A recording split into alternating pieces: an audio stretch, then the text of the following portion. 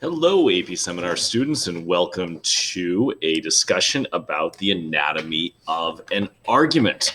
We're going to break down the things that you need to look for when you're reading argumentative pieces, but also, and very importantly, the things that you need to include when you are crafting a good argument.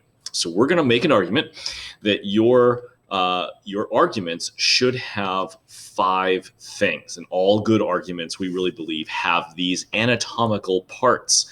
So a good arguments have context, a thesis, a line of reasoning, evidence to back up those claims, and they explain why does your argument deserve to be here.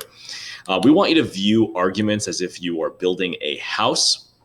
The house needs to have a roof line that is your thesis that kind of encapsulates the entire argument and lets the reader know where you're going. It needs to have claims that are supported by solid evidence. So there's your thesis, your claims, and your evidence. But not only that, you have to, as a writer, be able to explain why you decided to build that house in what area. Just like any house has to have a location, your essay has to be given a location as to where it fits into a discussion. So that's going to be your context. And it should also justify or explain why it deserves to be built in this location. That's going to be your significance there at the end. Or why does your argument deserve to be here? So 5 things we're going to go over today, the anatomical parts of an argument. We'll start with the first one here, which is context. Context is going to be in your introductory sentence or introductory paragraph, or your section. Here you need to think about your context as your setting, as situating or positioning an argument in a way that communicates where it fits into this larger conversation. Don't just start with your thesis, ease us in and tell the reader about the topic. What does the reader need to know about the topic before they are ready to accept or to hear what your argument is? What background information do they need to have? So here, please tell us a little bit about the neighborhood that your house is going to be built in. Don't write an essay about the causes of World War I before you just explain what World War I was. Give the reader some context. Tips, ways that you can do this. A topic might be situated or contextualized, that's a word we use sometimes, if you give some of the history behind it. Maybe you do it through defining the situation. So here's the current situation, and then I'm going to argue about something here. Maybe you're doing a problem solution type of argument, so you want to build up what the problem is. Keep a note that your context might be a paragraph, it might be an entire section of your paper. Regardless, you have to give background. You have to situate the topic, situate your argument within a larger topic and conversation. Let your reader know where this house is being built, for number 1. Number 2, you need a thesis. So in your introductory section, whether it's a paragraph or a section, at the very end, you should be giving the actual argument to your reader. So when you guys read, I'm sure you're like, please tell me the actual thesis sentence that we have to deal with here. I'm sure a lot of your writing instruction has dealt with this in the past.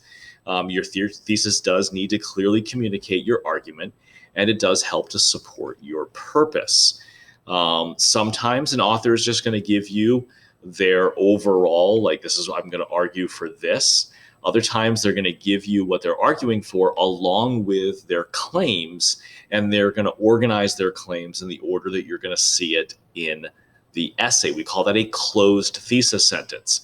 So in a closed thesis sentence, you might see, this is the best solution because of X, Y, and Z.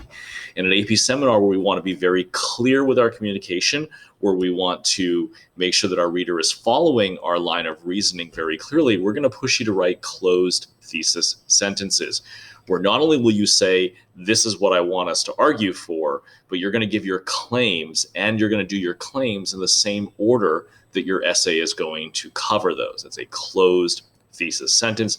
That's going to form the roof of your argument. Everything inside your argument is going to be inside that house, that roof line. Well, if you have a roof, you need structural supports for that, and that's where your claims and your line of reasoning come in. So in other writing instruction, I'm sure you've heard about having reasons or having claims that you support with evidence. In AP Seminar, we also want you to think about the line of reasoning. So the way that you have, and here's our definition again, a line of reasoning is the logical ordering of claims in an argument. So don't just throw down your claims in any order. Think about the order. Think about the order as if you're doing stops along the way on your essay. Did the ordering of your stops make sense? Here, our tip is that LORs must be logical. They can't skip around. They should go ABC and not ACB. Claims should happen in an order where you can build. Now that I've proven one claim, now I can move on to the next. In your head, you should be able to say sentences like, okay, because I proved X, now I can prove Y. So they should build on each other in a way that makes sense. And it's also going to allow you to transition to your sentences. We want you thinking about this when you're reading, and we want you reading for line of reasoning when you're reading. Read as a writer, and then I want you to write as if you're a reader.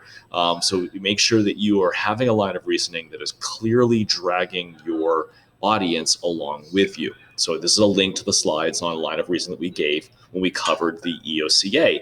But now as a writer, you need to be doing this.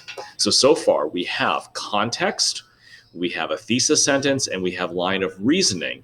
And now we're ready to support our line of reasoning or our claims with evidence. So each claim in an argument's line of reasoning must be backed by credible evidence. I think there's really power here in having 3 pieces of evidence. It's much more sturdy than just 2. It's hard to attack, like I think I'm right because of X, Y, and Z. That has a nice flow to it. Try to have 3 pieces of evidence for each of your paragraph sections. Where you're introducing the author, sourcing credibility, giving that quote nugget, and then going ahead and analyzing how that supports the claim. If you do that 3 times in a paragraph, that's going to be a pretty amazing paragraph. So tips, again, sentence stems will help you introduce your argument evidence. So here we've given you a link to where we gave you those stems, and a link here on this slide for making better verbs. So using better verbs, which can also help out your introduction of your quoted material. So that's what we want to make sure we have enough supporting evidence.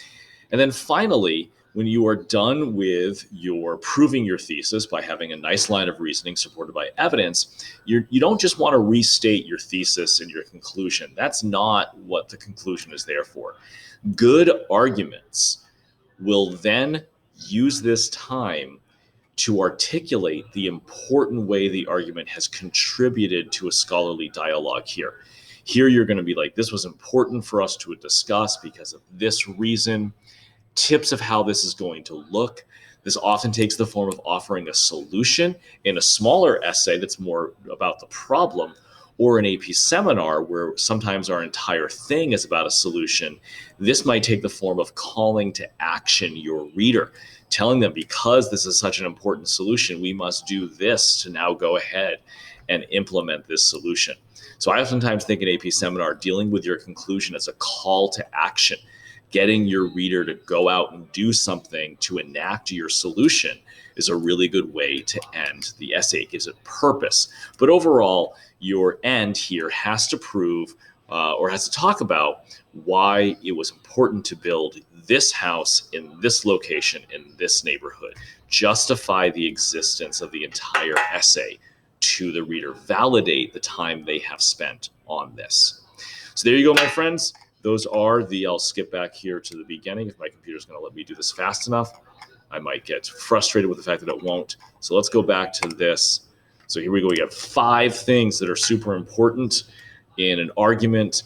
And those 5 things are having a good context in your introduction, ending that introductory section with a thesis, organizing your claims in your thesis into a line of reasoning where it makes sense that you're going to do X, Y, and then Z, having evidence that supports those claims, 3 pieces of evidence per claim, and then using your conclusion to state why it was important to write this essay in the first place, or even if it's a solution essay, call your reader to act upon the solution that you've been arguing for.